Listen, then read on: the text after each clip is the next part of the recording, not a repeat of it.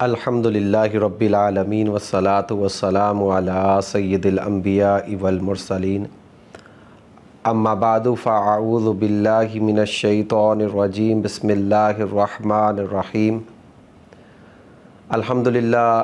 محرم الحرام کے special program لے کر ایک دفعہ پھر حاضر ہیں۔ میرا نام مفتی عابد سعید ہے اور ہم نے آپ کے لیے محرم الحرام کے جو ایک خاص پروگرام تھے ان کا ایک سلسلہ شروع کیا تھا۔ محرم الحرام جب آتا ہے تو خاص طور پر خاندان رسول اہل بیت اطہار کا تذکرہ کیا جاتا ہے، اور خاص طور پر وہ حضرات جن کو میرے آقا کریم صلی اللہ علیہ وسلم نے اپنی چادر تطہیر میں داخل فرمایا، جس میں حضرت علی شیر خدا کرم اللہ تعالی وجہہ الکریم، حضرت بی بی فاطمہ الزہرا رضی اللہ تعالی عنہا، امام حسن اور امام حسین، تو ان کا ایک خاص ایک ذکر ہوتا ہے۔ اور اسی طرح اس مہینے کے اندر نواسۂ رسول امام علی مقام امام حسین رضی اللہ تعالیٰ عنہ کی شہادت، آپ کے رفقا کی شہادت کا بھی ایک تذکرہ کیا جاتا ہے۔ ویسے تو سارا سال ہی اللہ تبارک و تعالیٰ کی جتنی نیک ہستیاں ہیں، اللہ کے برگزیدہ بندے ہیں، ان کا ذکر ہوتا ہی رہتا ہے، جن میں صحابہ کرام ہو گئے، خاندان رسول کی جتنی بھی اشخاص ہیں، چاہے وہ ازواج مطہرات ہیں یا پنجدن پاک ہیں، ان کا ذکر کیا جاتا ہے۔ لیکن ان خاص دنوں کے اندر ان ہستیوں کا خصوصی طور پر ذکر کیا جاتا ہے، ساتھ ہی ساتھ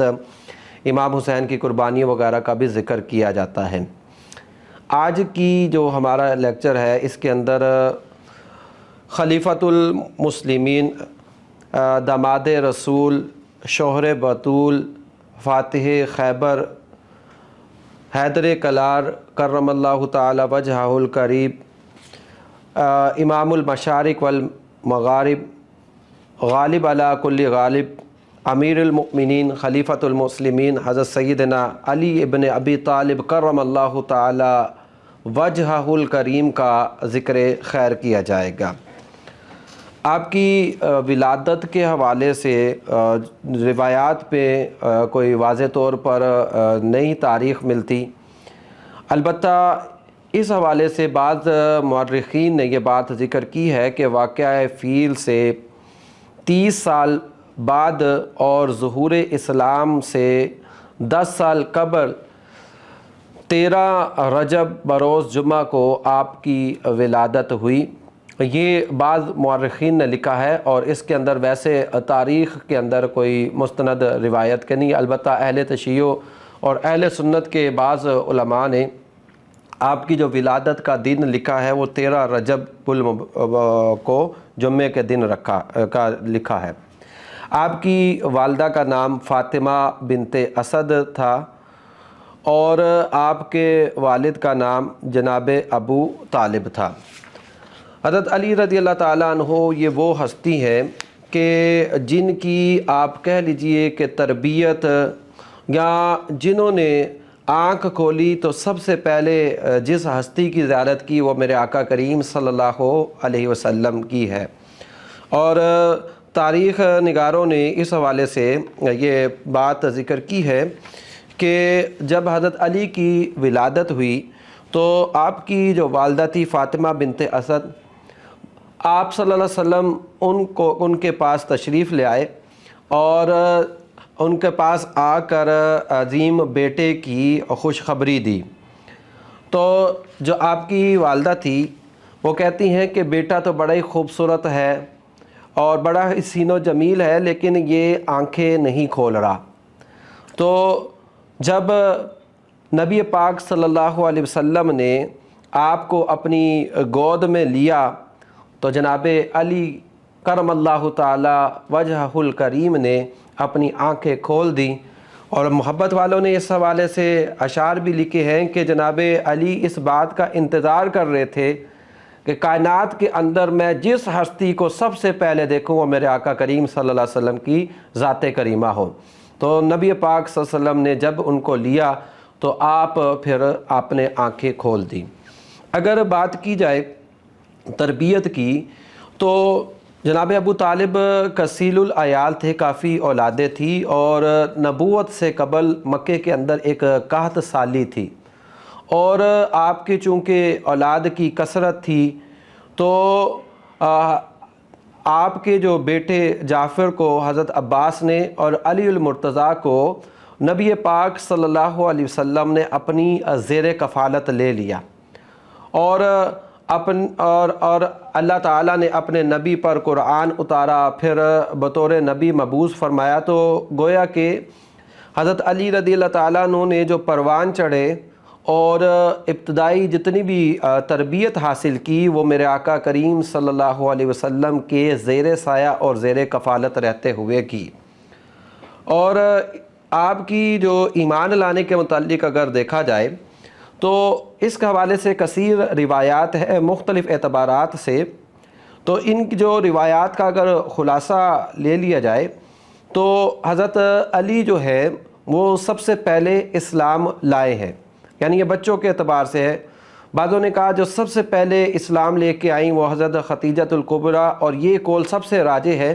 کہ سب سے پہلے جو اسلام پیش کیا گیا وہ جناب جو خدیجۃ الکبریٰ کے اعتبار سے کیا۔ بعض مفسرین نے، مورخین نے اور تاریخ نگاروں نے یہ بات کی کہ جو سب سے پہلے ایمان لے کے آئے وہ جناب صدیق اکبر تھے، اور بعضوں نے کہا کہ جو سب سے پہلے ایمان لانے والے تھے زید بن ثابت تھے۔ تو الغرض یہ کہ اب یہ مختلف روایات ہیں، تو اب سراج الامہ امام الائمہ امام اعظم ابو حنیفہ رضی اللہ تعالیٰ عنہ نے اس میں تطبیق یہ کی ہے کہ عورتوں میں سب سے پہلے جو ایمان لے کے آئی تھی وہ حضرت خدیجۃ الکبریٰ تھی، اور جوان مردوں کے اندر جو سب سے پہلے ایمان لائے تھے وہ جناب صدیق اکبر تھے،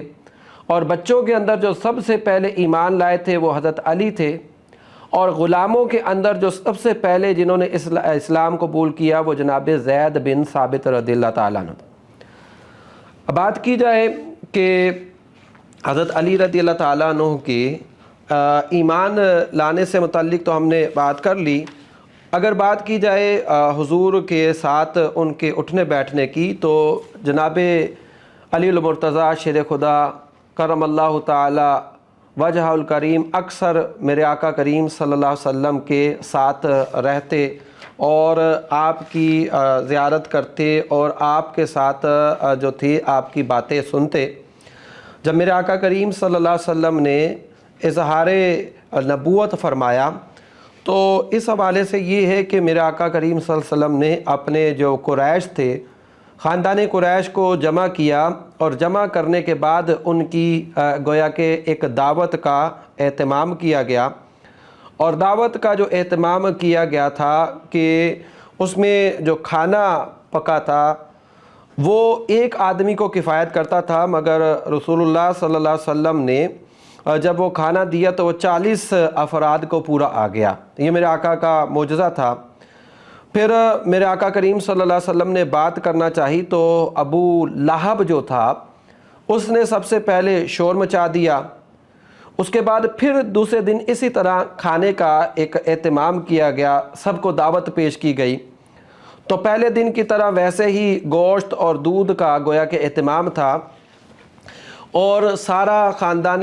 بنو ہاشم جمع تھا اور خوب پیٹ بھر کر کھانا کھایا اور دودھ پیا۔ حالانکہ وہ پیالہ جو تھا وہ ایک ہی، وہ جو گوشت تھا ایک ہی آدمی کے لیے کافی تھا اور دودھ بھی ایک کے لیے،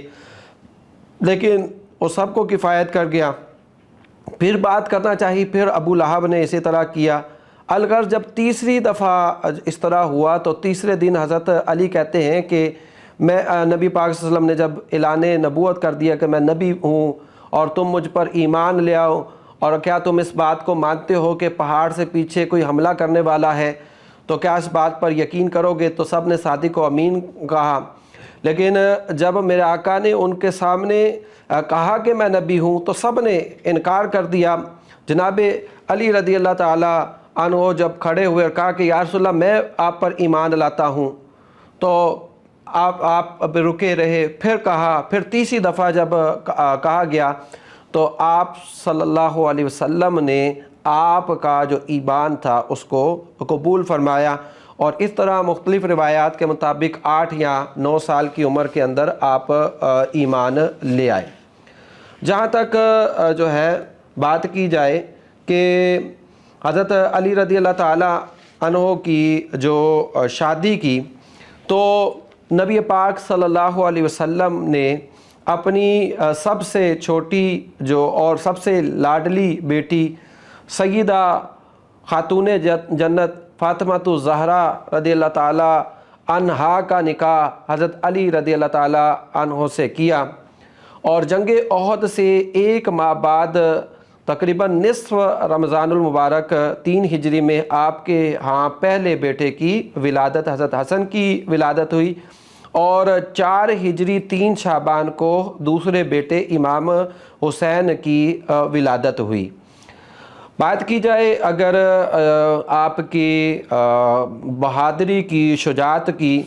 تو حضرت علی رضی اللہ تعالیٰ عنہ نے تقریباً تمام ہی جنگوں کے اندر حصہ لیا۔ جنگ بدر کی بات کی جائے تو جنگ 2 ہجری میں جنگ بدر ہوئی، تو مہاجرین کا جو جھنڈا تھا وہ حضرت علی کے ہاتھ میں تھا، اور آغاز جنگ جو ہوا تھا ولید بن عتبہ جو تھا وہ آپ کے مقابلے میں آیا تھا، تو آپ نے پلک جھپکتے ہوئے اس کو جہنم رسید کر دیا،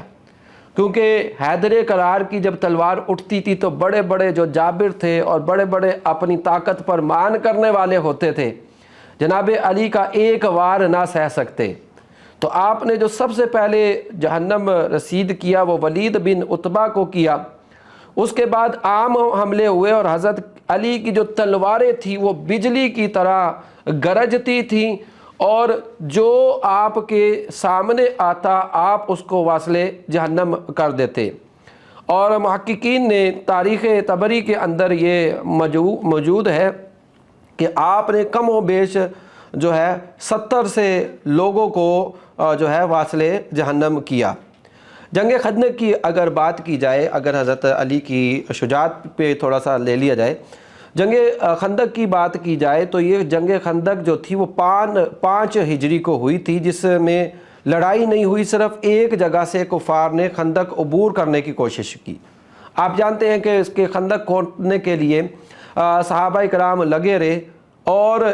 کم و بیش 1 مہینے کی جو محنت تھی اس کے بعد ایک خندق تیار ہو گئی، اور کسی کے اندر جو تھی اس خندق کو پار کرنے کی جو تھی ہمت نہیں تھی۔ تو اس وقت بڑے بڑے ان کے جو کفار کے لوگ آئے، تو عرب کا جو مشہور شاہ سوار تھا اور اس کا نام عمر بن عبدود اس کا نام تھا، اور اس نے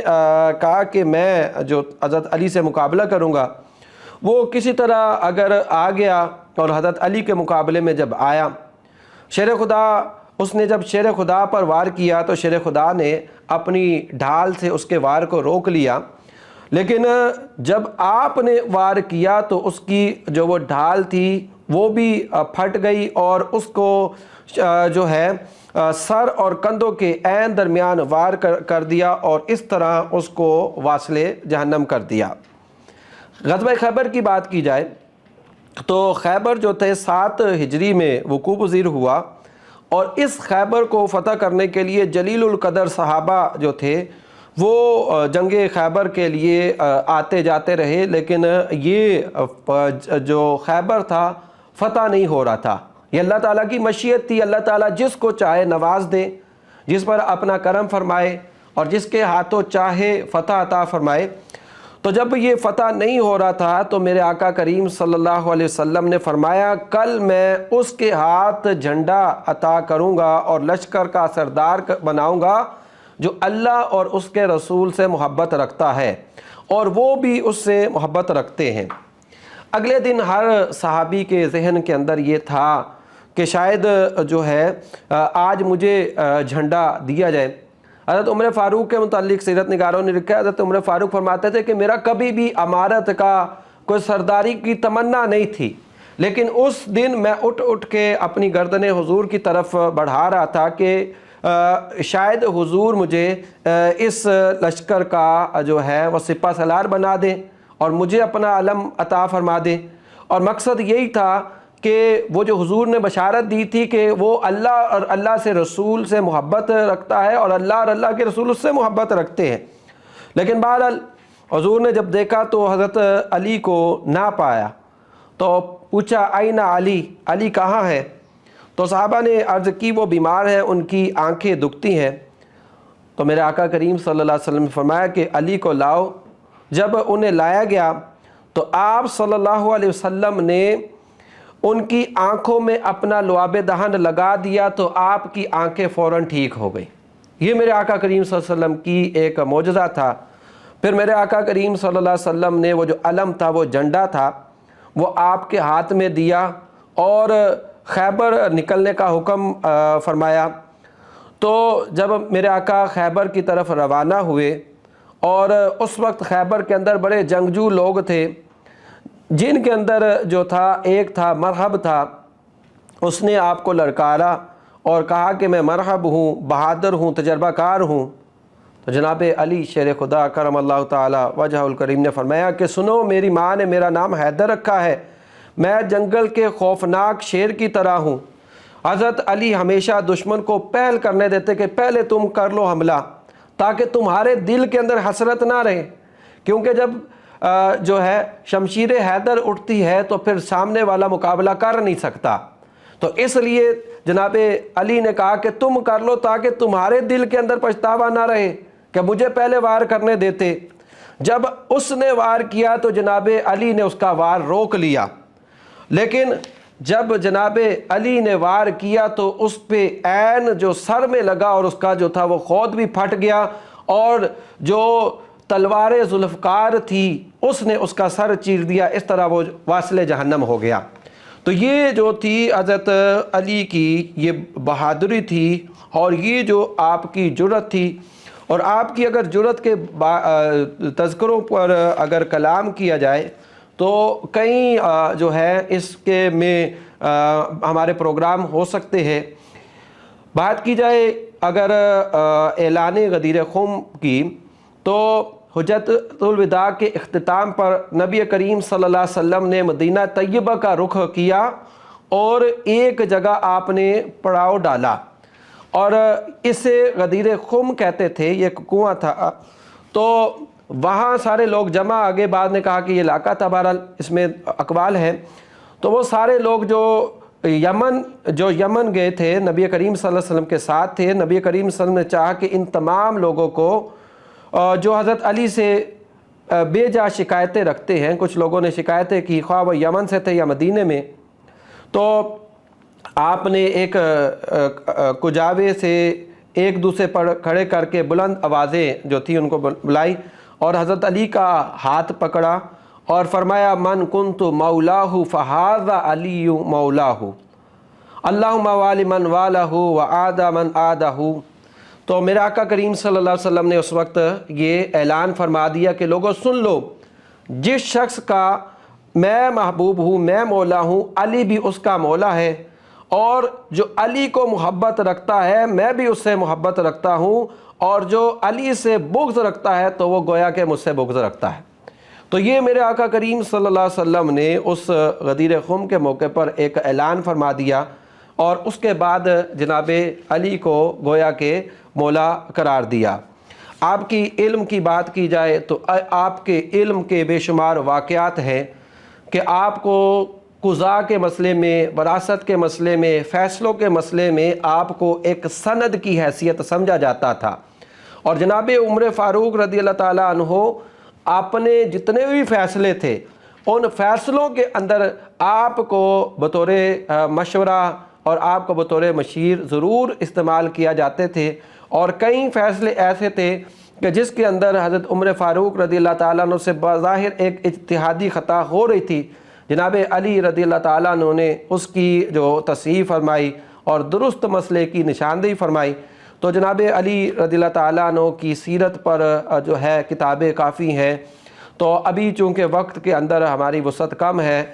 اور انشاءاللہ ایک اللہ تعالیٰ نے چاہا تو آپ کی جو سیرت ہے اس پر ہم مزید کلام کریں گے، اور آپ کی جو زندگی کے اور پہلو ہیں، چاہے وہ سخاوت کا لے لیجئے، علم کا لے لیجئے، بہادری کا لے لیجئے، تقوی کا لے لیجئے، لوگوں کے ساتھ ہمدردی کا لے لیجئے، ان سب پر انشاءاللہ ہم تفصیلی کلام کریں گے۔ اللہ تبارک و تعالیٰ سے دعا ہے کہ ہمیں جناب علی رضی اللہ تعالیٰ عنہ کی سچی محبت عطا فرمائے، اور ہمیں خاندان اہل بیت سے اپنی محبت کا اظہار کرنے کی توفیق عطا فرمائے۔ آمین۔ وما علینا الا البلاغ المبین۔